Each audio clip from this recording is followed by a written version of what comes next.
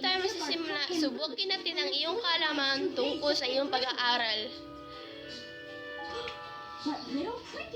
Nakapagbasa ka ba ng hayop na nagsasalita o kumikilos na parang tao? Ang tawag dito ay pabula. Simulan lang natin ang ating lesson ngayon.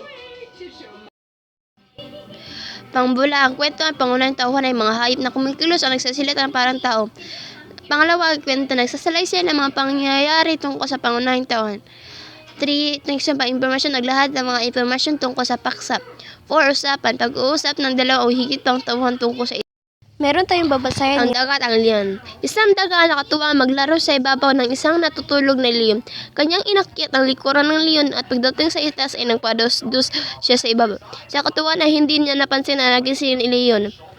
Tinakma ang ng leon ang daga at hinawakan sa buntot na wari bagang balak sang isubo at kainin. Natakot ang daga, nagmakaawa ang daga. Ipinapaumahin mo, kaibigan, hindi ko sinasadyang gabalain ka sa pagdulog mo. Wala akong masamang hangarin. Nakatuwaan ko lang ang maglaro sa unikuran. Huwag mo akong kainin, ang sabi ng daga. Nagbakas ng linang mukha ng daga. Ang tunay na pagmakaawa, sige, pakawalan kita, pero sa sunod na hindi mo na. Huwag mo akong gabalain sa ang pagtulog ko, sabi ng leon. Salamat, kaibigan. Balang aray makaganti rin ako sa kabutihan mo, sagot ng daga. Lumipas ang maraming araw at minsan namamasyal ng daga sa kagubat na kanya napansin ang isang lambat na nakabitin sa puno. Lumapit siya upang magusisa at agad niya nakilala ang leon na nahuli sa loob ng lambat na ginawang bitag ng mga aso sa kagubat. Dali-daling inakyan ng daga ang puno at nangingat-ngat ang lubid na nakatali sa lambat. Agad namang naputol ang lubid at bumagsak ang lambat sa kasama ang leon sa loob na mabilis na bubaba ang daga at tinulungan ang leon na makawala sa lambat. Utang ko sa iyo ang aking buhay. Laking magpasalamat ang sabi ng leon sa kaibigan ng ngayon ay meron tayong babasahin ngayon tungkol sa iyong binabasa. Letter and words lang ang iyong isasagot lang.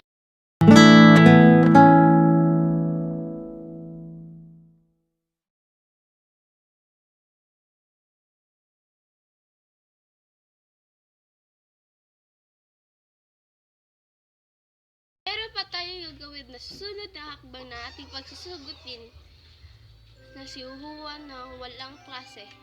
Ay, hindi ko alam. Basta, babasahin natin ang sabay-sabay yon. At meron tayong answeran nun at ipapakita ko ang panghuli yung mga answer. Okay lang kung hindi ka masagot, at least natutunan mo yung mga leksyon o takdang aralin natin.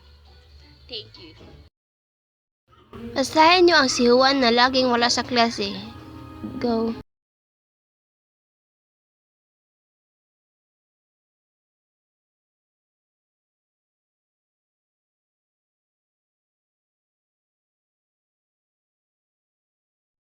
Mahalagang matutunan ang pagsagot sa mga tangon tungkol sa anumang makikinggan, mabasang gaya ng pabula, kwento, tekstong pa-impormasyon at usapan.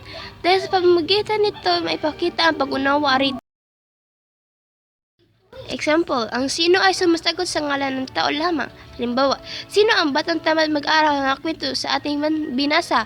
Sagot, ang batang tamad sa kwento ay si Juan. At ang tanong na ano ay sumasagot sa ngalan ng bagay at pangyayari. Halimbawa, ano ang masama nangyari sa ama ng Juan? Sagot, ang masamang nangyari ay ang ama ni Juan ay inatake sa ito sa puso. Ang saan naman ay ginagamit sa tanong upang matukoy ang pinangyarihan o lugar kung saan ginanap ang kilos. Halimbawa, nasaan si Juan at Pedro na may narinig silang malakas na hiwaw? Sagot, nasa kwarto sina Juan at Pedro. Ang kailan naman ay tumutukoy sa panahon. Halimbawa, kailan inatake ang kanyang ama? Ang sagot ay isang araw habang naglaro sa computer si Juan at kaibigan niya si Pedro. Ang bakit naman ay ginagamit kapag humihingi ng kadahilanan ng pangyayari. Halimbawa, bakit tamad si Juan ng kanyang pag-aaral? Ang sagot ay dahil mag-iisa siyang anak na mayaman mag-asawa at kabandig si Juan at nang hindi na siya manunubali hanggang sa pagtanda niya. Ang paano na tanong ay para masagot ang pamaraan ng isang kilos o sitwasyon. Ito ay dagdag na papaliwanag sa isang proseso. Halimbawa, kung ikaw si Juan, paano mo maiiwas na matulad sa kinapahalaga ng kuwang aking pagsusugutan ngayon tungkol sa ating tinggi. Kung paano ito malutas, kung meron ba yung masolba yung problema na yan. Meron tayong sasagutin. Kung gusto mo, sagutin ito kung basta nakikinig ka sa ating dakdang arinig ngayon or lesson. Pero may sasagutin muna tayo na dingge. Pero wala sa ating lesson yan, guys. Pinabasa ko kayo sa kwento ni Juan na wala siyang pasok dahil mayaman siya. Kahit mayaman ka, dapat mong pahalagaan ang iyong pag-aaral sa once hindi na ka na mayaman, meron ka pang trabaho na gagamit para mabubuhay ka. Si Juan, wag mo niyang gagayahan kasi kung wala na siyang makapit pang pera o ano pa, wala na siyang matrabaho, wala na siyang matutulong sa kanyang pamilya. Dapat sundin mo ang mga pag-aaral na dapat mong gawin. Dahil hindi ito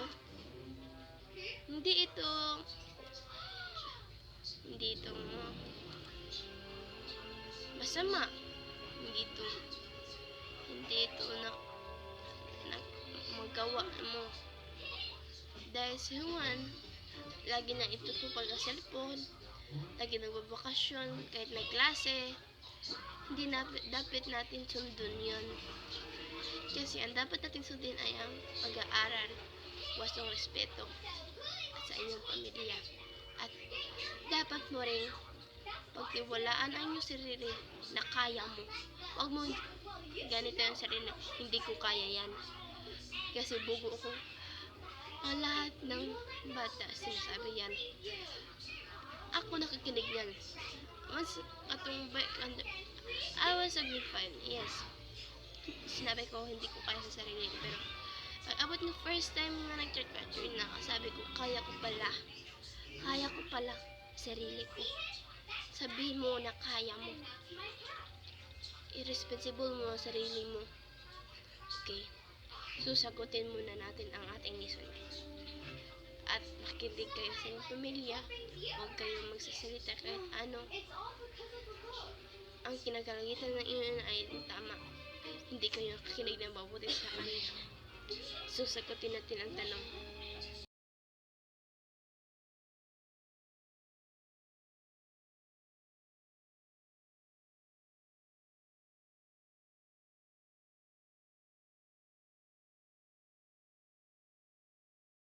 Ay mga kabataan, ako po si Juliet. Kung nakikinig kayo, meron kayong natutunan sa aking aralin, please subscribe and like sa akin. Kung meron pa, pwede kayo mag-comment sa ibaba sa aking YouTube channel. Pwede kayo mag-comment kung anong lesson ang gusto nyo dahil tutuparin ko yan. Grade 6, grade 5, grade 4, grade 2, grade 1. Basta sundin ko yan. Kasi natutunan ko yan sa aking isipan. So, let's go the lesson of yan. So, thank you po sa nakikinig and thank you po to watch my channel video. Thank you po. Asyamina. Ang kwento ng Lane at Beth. Sabi ni Lane, Beth, hapon na pala, tara umuwi na tayo. Sabi ni Beth, saglit lang Lane, tignan muna natin ang anunsyo ng paskilan. May ganapin daw na pagpupulong ang ating mga magulang darating ng Bernes tungkol ito sa ating pagtatapos. Ah, ganun ba? Sige, alam ko ito kay nanay para makadalo siya.